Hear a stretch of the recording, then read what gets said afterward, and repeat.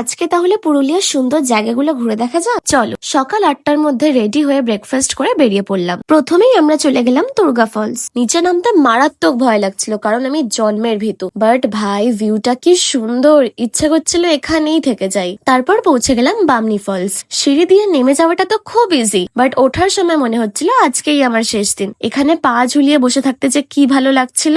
ও হ্যাঁ, মেন জিনিসটাই তো দেখোনি, এই দেখো কি সুন্দর বানিয়ে দিয়েছে না ফুলটা। তারপর ওখান থেকে বেরিয়ে লাস্সি খেয়ে আমরা চলে গেলাম মার্বেল লেক। এখানে বেশ কিছুক্ষণ বসে ফটো তুলে চলে গেলাম মায়ূর পাহাড়। ও হ্যাঁ, আমি কিন্তু ফার্স্ট টাইম পাহাড়ে গেছি, এক্সাইটমেন্টটা বুঝতে পারছো তো।